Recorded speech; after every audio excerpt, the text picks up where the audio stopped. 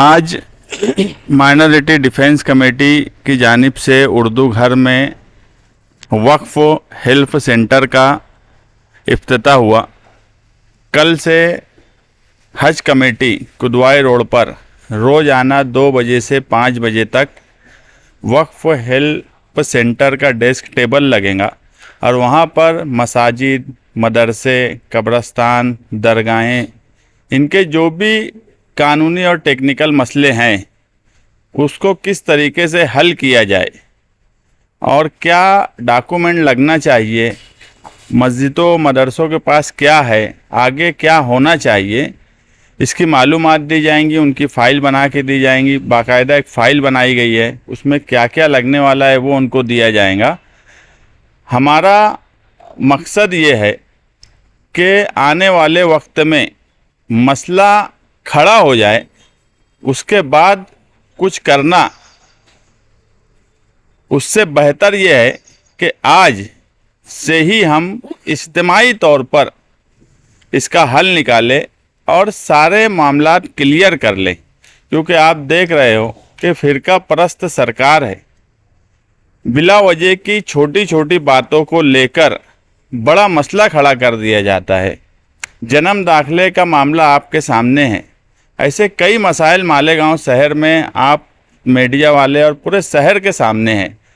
अभी तक जो मसले आए हैं ये इनफरादी है। पहले से तैयारी इसलिए करने की ज़रूरत है कि अब जो मसला है वो इज्तिमाई होगा। मस्जिद ना मेरा घर है, ना वकील साहब का है, ना कन्वीनर आसिफ शेख साहब का है, ये अल्लाह का घर है और उसकी हिफाजत और उसके ताल्लुक़ से पहले से हमें सब कुछ जानकारी हो, ये हमारा फ़र्ज़ है। इसीलिए हमने ये आज कोशिश की है। और जो नोटिस मसाजिद को इन्फॉर्मेशन के नाम पर दी जा रही है 9 पेज की, 12 पेज की, जिसमें तमाम ही जानकारी मांगी जा रही है। कई मसाजिद को दी गई है, कई लोगों को फ़ोन किया जा रहा है, कई लोगों को मुस्तकबिल में दी जाएंगी। उसकी भी मदद वहाँ पर वक्फ हेल्प सेंटर के टेबल पर की जाएंगी। हम वहाँ पर वकील भी बैठाने वाले हैं कि इन्फॉर्मेशन सही ढंग से दी जाए। ऐसी कोई इन्फॉर्मेशन हमारे पास से ना चली जाए जिसकी वजह से मुस्तकबिल में कोई मसला खड़ा हो। तो कानूनी तौर पर लाउड स्पीकर की अजान के सवाल पर उन्होंने मालूमात मांगी है, रजिस्ट्रेशन है कि नहीं है इसकी मालूमात मांगी है, इमाम से लेकर ट्रस्टीज़ की, यानी तमाम ही चीज़ों की मालूमात मांगी है। मालेगांव शहर में जो आवाज़ का मामला है, ये कमर्शियल और रेसिडेंशियल, ये अलग अलग हिसाब से आवाज़ का कायदा बना हुआ है। मालेगांव कई ऐसे हिस्से हैं जो कमर्शियल और रेसिडेंशियल जोन मिक्स है, तो वहाँ के ताल्लुक़ से हमें क्या इन्फॉर्मेशन देना है, सुप्रीम कोर्ट की जो गाइडलाइन है उस हिसाब से क्या इन्फॉर्मेशन देना है, सही इन्फॉर्मेशन पुलिस तक जाए। क्योंकि हम ये मानते हैं कि ये पुलिस तक इन्फॉर्मेशन जा रही है मतलब सरकार तक जा रही है। आज हमारी मामूली गलती अगर सरकार तक गई तो वो उसको बड़ी गलती बनाने की कोशिश करते हैं। इसलिए पेपर वर्क क्लियर हो, यही मकसद के तहत आज का प्रोग्राम रखा गया।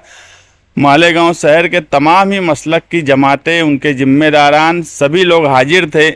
जो लोग नहीं आ पाए उन मसाजिद, उन जमात के लोगों से माइनॉरिटी डिफेंस कमेटी की तरफ से, आसिफ शेख साहब की जानिब से, मेरी जानिब से हम बोलेंगे कि जब हेल्प डेस्क जो शुरू हो रहा है आप इसमें भरपूर फ़ायदा उठाइए।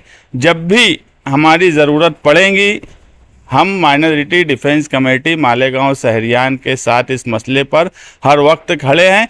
मगर अब जिम्मेदारी जो है पहले ही मसाजिद के ट्रस्टीज़, उनके ज़िम्मेदारान की है कि वो आएँ और अपने पेपर वर्क अगर क्लियर भी हैं तो आप एक बार चेक करा लीजिए, देख लीजिए, और अगर उसमें कोई मसला है तो हमारे लोग बताएंगे। हमारे वकील साहब आपके सामने बात किए, ये भी हर 15 दिन में वहाँ हज कमेटी कुदवाई रोड पर आएंगे इंशाअल्लाह और लोगों की मदद करेंगे। हमारा एक ही मकसद है, इसमें कोई सियासी कामकाज करने का है, सियासी कोई मतलब नहीं है। ये कौम मिल्लत का सवाल है।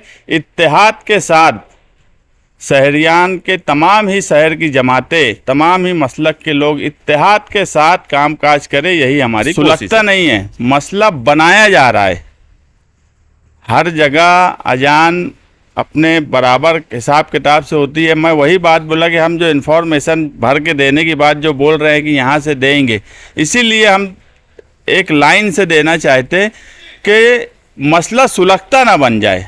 है नहीं सुलगता, मगर मसला सुलगता बना दिया जाता। एक मामूली सी मिस्टेक जन्म दाखिले में होने के बाद नजमा बानो 6 महीने से जेल में है, तो आप समझ लो कि मसले को किस तरीके से सुलगता बनाया जाता है। इसीलिए मसाजिद के लाउड स्पीकर और अजान के सवाल पे हम मुकम्मल रहनुमाई करेंगे। ये जो यहाँ पे गाइडेंस रखा गया था, इसलिए रखा गया था और किन किन परेशानियों के हल के लिए?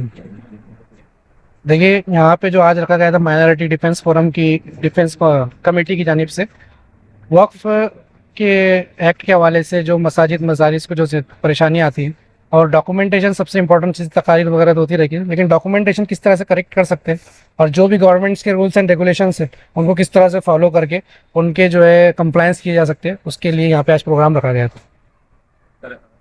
आपके सामने कौन कौन सी परेशानियां यहाँ पे लोगों ने बताई एक है, और आपने उसका हल क्या बताया और ये करना क्यों जरूरी है? देखिए, जो भी जो स्टेट और नेशनल रूल्स रहते हैं वो तो एक लॉ अबाइडिंग सिटीजन को फॉलो करना रहता है। उसी तौर पे जो गवर्नमेंट ने एक एक्ट बनाया है, पहले भी बनाया था, अभी बनाया है, उसमें जो है जो कुछ भी प्रोसीजर्स थे कि किस तरह से मस्जिद का रजिस्ट्रेशन होना चाहिए, किस तरह से उसके ऑडिट होने चाहिए, किस तरह से उसके अंदर स्कीम फाइल होनी चाहिए, पहले मस्जिद अगर कहीं थी तो उसको जो है वापस से रिन्यू किस तरह से कराना चाहिए। तो उस हवाले से बहुत से लोगों के सवालात थे और बहुत से लोगों के जो है कुछ इश्यूज़ थे, उनके ऊपर उन्होंने यहाँ पे सवालात किया कि हमको ये प्रॉब्लम्स आती है कि हम रजिस्ट्रेशन करने जाते हैं तो फला डॉक्यूमेंट किस तरह से बनाया जाए, प्रॉपर्टी के ऊपर जो नाम किस तरह से कम किया जाए, कंस्ट्रक्शन परमिशन के लिए जो क्या चीज़ें हमको ज़रूरी है और वो क्या ड्यू प्रोसेस है और क्या लॉज है जिनको हम जो है फॉलो करते हुए ये तमाम कंप्लायंस को पूरा करेंगे, ताकि जो है एक कंप्लीट हमारे डॉक्यूमेंटेशन हो।